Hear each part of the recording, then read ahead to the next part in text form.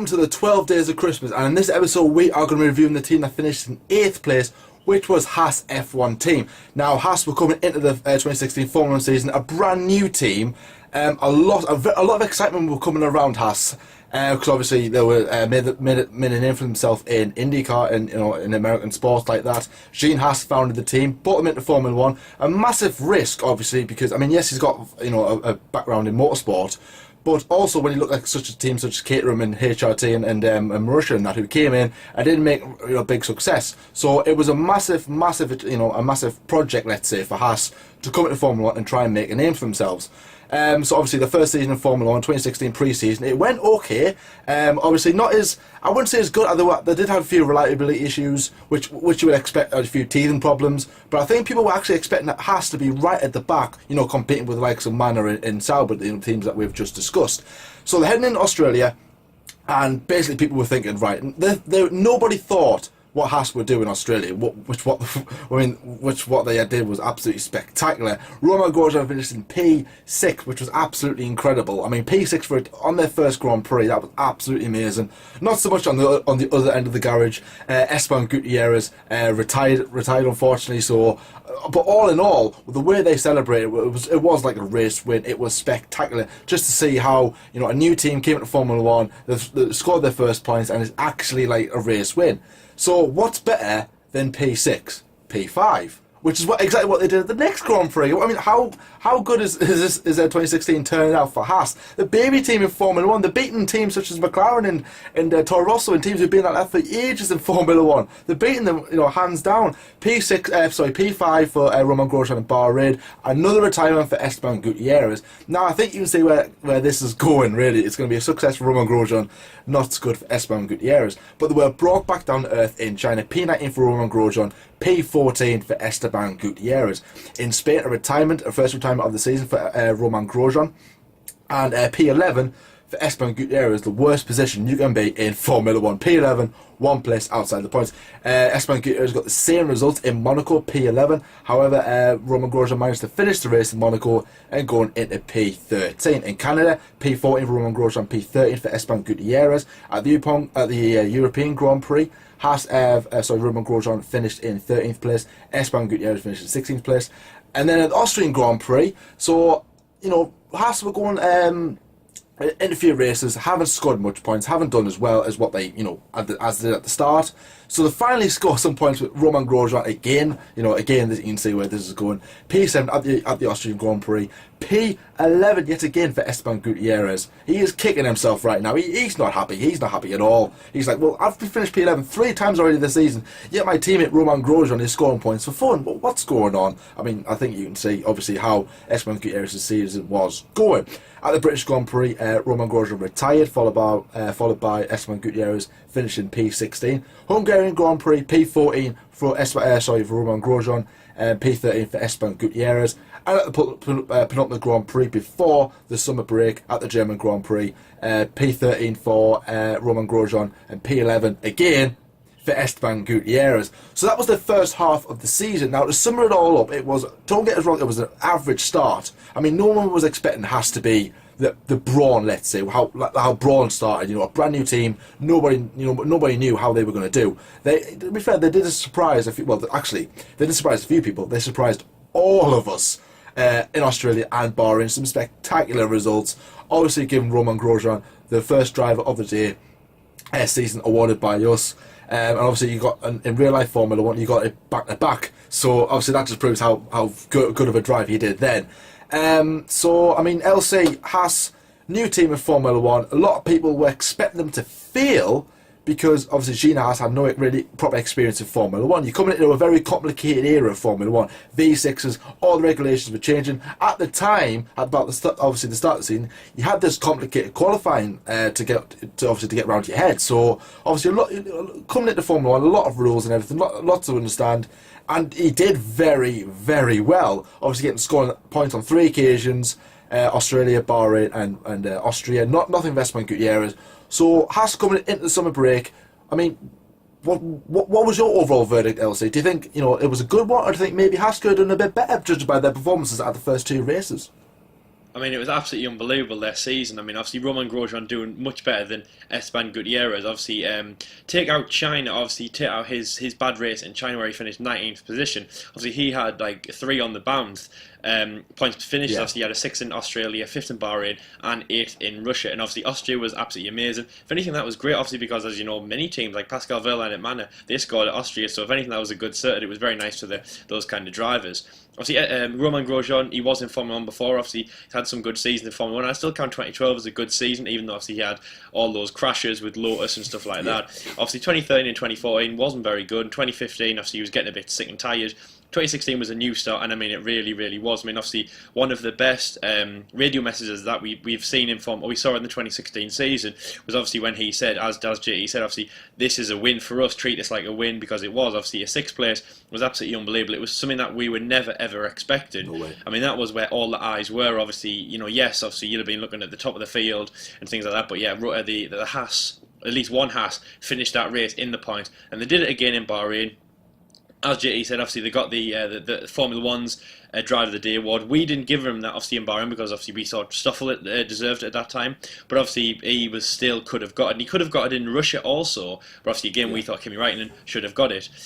So an amazing by him. But Esteban Gutierrez, JT, I mean obviously the car reliability was something that was a factor that was letting him down. But I mean maybe it was. Maybe they were too fast to get this driver out of hibernation. Obviously, yes, he was a Ferrari test driver, but because he was in that red car, obviously in random FP sessions and stuff like that, obviously shadowing Kimi Raikkonen and Sebastian Vettel, maybe he was a bit too early just to get him into that car at the moment. Because obviously 2 retirements at the start of the season, made worse obviously by your teammates outscoring you. Obviously, he outscored Esteban Gutierrez in every single round, bar one, and obviously then another 2-point finishes came from Roman Grosjean after, obviously, as I said, in Russia and in Austria. So Esteban really needed to at least be on the same level to compete with Roman, because I mean it was. It's all. I mean, obviously, there's teammate battles. That's the really important thing. Obviously, everyone wants to be battling the teammate, but obviously, Roman Grosjean was blowing Esteban Gutierrez out of the water, and it was embarrassing for Esteban. Obviously, we know from the interviews that he was really upset, but obviously, he wasn't letting it get to him. Yeah. Well, just yet, anyway. Obviously, you'll have to wait and see if it does. But obviously, it's not really good for them. But Haas as a team were doing really, really well. So in terms of half-term grades, I think the team overall could take a solid C out of that. Now, obviously, they're really, really strong. I mean, obviously, we know that obviously teams, some teams like McLaren haven't had a great season. Obviously, we'll get into them, in the next episode in 2 days' time when we do McLaren. We'll get into them. But obviously, Haas have done so well. Obviously, as I say, 4 points finishes is great for them. So a C for overall. A B would go for the effort for Roman Grosjean. Obviously, Roman will get a B for effort. And again, the car, I'm going to stick with a C for Roman Grosjean. But for some reason, Esteban just wasn't getting the, what he wanted out of the car, what he wanted and what he needed out of the car. So for Esteban, it's probably about an E. And the effort, I mean, he might have been trying more so, but obviously it wasn't apparent. It wasn't being shown for us. So it's probably going to be something like an F, which obviously was not where he wanted to be. As I say, Ferrari test driver. And we all know how hard it is to be a Ferrari driver. Haas are a Ferrari works team, and obviously if Esteban has any dream of getting into as a number 1 or number 2 spot in Ferrari, or even back as a test driver for Ferrari, he needs to up his game. So let's see what the second half of the season could bring. Anyway, so they headed into Spa-Francorchamps, which obviously was around 13, fresh at the end of August, obviously after the summer break. And Roman Grosjean finished P13, and thankfully, all of the things that we've been seeing in the summer break actually happened. Esteban Gutierrez outscores his teammate by 1 place. Obviously, he finishes P12. In the next round, Esteban Gutierrez finishes in 13th place at the Autodromo Monza, Autodromo di Monza, that's it. And Roman Grosjean does an amazing drive to P11. Obviously, again, one of the most hated positions in Formula 1. Obviously, you're just outside the points. Absolutely terrible for there. In 11th place came Esteban Gutierrez, his way around 15. The Marine Marina Bay circuit in Singapore, and it did not start a DNS, came Romain Grosjean's way. Again, car reliability letting him down. Probably the first time we ever really saw, that kind of getting to him. Obviously, we saw Esteban Gutierrez, failing under that. But as a new team, I don't think car reliability was something that we would be thinking that, they need to be really working on. Obviously, as I say, they've only been in Formula 1 for 15 rounds, and really this is, as I say, Romain Grosjean's real first kind of problem with the car, and obviously with the team, stuff like that. Malaysia was a terrible race for them. Obviously, they both retired. Japan, the Japanese circuit, again, Romain Grosjean has done very well over here in the past. P11, one of the most hated positions, as I've just said, but obviously it's still good. It's still good for him, obviously more morale and outscoring your teammate. Obviously, they're just adding up all these points of outscoring your teammate and winning team kudos. Esteban Gutierrez finishes in 20th position, obviously absolutely terrible from him, really not what he wants. But the next round in the United States, can they get something back? Obviously, it's a team's home race, and obviously we all know the Americans go mad. They go mad over sport and obviously their home events. What will they do about Formula 1? Will they welcome Haas and things like that? Well, they did welcome them, but they want a good show in return. Did they get that? Well, they did off Romain Grosjean. Obviously, a points finish, his first points finish for the second half of the season. Obviously, his 5th in the whole season. Esteban Gutierrez, unfortunately, a retirement. Obviously, so it was good that they saw 10th place and 1 point from Roman for the team, but obviously a retirement from Esteban. And this is the moment where he's getting really, really frustrated again as he heads now into the next round, which is his home event. Obviously, there's 2 Mexicans on the grid, Esteban Gutierrez and Sergio Perez of Force India.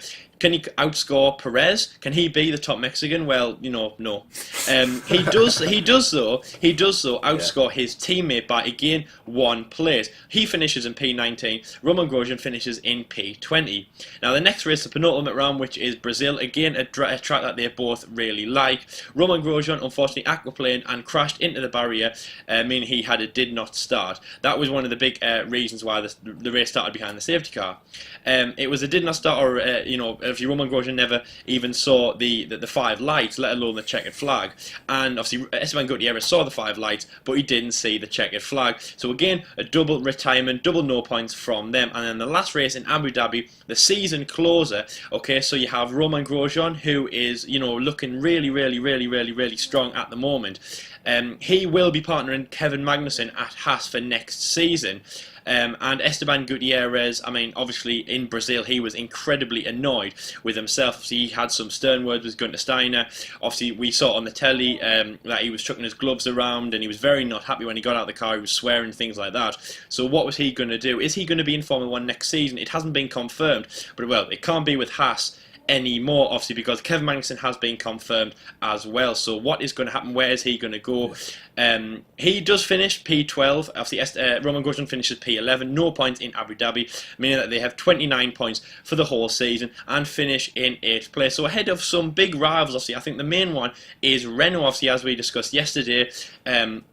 Renault, they were a team probably on the other end of the spectrum, as what JT said. People expected Haas to be at the back. People expected Renault to be at the front, or at least we did, because obviously, as I said, Fernando Alonso. I think they're the only 2 words you need to kind of get onto cloud 9 with Renault. You think they're going to be an amazing team because of Fernando Alonso. Now, Haas, their season has been up and down. Romain Grosjean has been up and down. Esteban Gutierrez, it's a real shame, but his has been. He has just been flatlining all season long. No points, none whatsoever, and it's really embarrassing from him. And now he's kept a cool head, but obviously the last few races he's been getting very annoyed at himself. So I think I can kind of guess what grades he is going to get off certain people, as well as the F1 debate show. I think it's going to be double U's all around. Romain Grosjean, I'm going to give him for effort. I'm going to give him obviously he got a B in the first part of the season. I'm going to give him a C in the second part of the season. So that means that's let's say a B minus or a C plus. For the whole season, which is good. Let's say C plus, because that sounds better. It's got a plus in the name. That sounds better. So it makes it more positive. It does. Obviously, that's what they need. I think that's what Roman needs, and that's what Roman has got. As I say, he's done so well. Obviously, 4 points finished in the first half of the season, 1 in the second. and obviously they kind of get rid of the shadow of the DNSs and the retirements and things like that. But there's nothing to shadow obviously Esteban Gutierrez's retirements. The team overall though, one grade, and I'm going to give that a solid C. Now it's been up and down, but yeah, it has to have been great. And I mean, obviously one season, JT. And I think that they have made themselves an amazing diving board, as I would like to, as my analogy grows. They've made a great diving board for themselves to jump into 2017. I mean, this is amazing by Haas. I really enjoy. I mean, one driver's been dragging the team along, and one driver's been sitting on the back going, I'll just add a bit more weight for you, mate. So I mean, JT Haas. I mean, I'd say a good season. I would say a strong and a progressive season, and I can't wait to see what they bring in 2017. So what do you think of the team from the United States? Well, I'm impressed, definitely, because I'll expect them to be at the back, scoring no points, and maybe in the future making progress. This is a really good stepping stone for Haas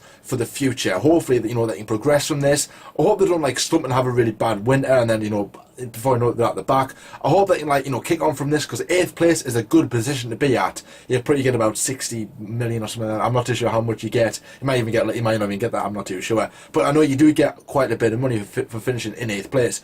And for a team like Haas, who aren't always at the front, that is very, very crucial. And I mean, overall, as a whole, yes, very impressive season. And to be fair, probably if there was a Team of the Season award, it would probably be going to Haas, in my opinion, if everyone could actually award that.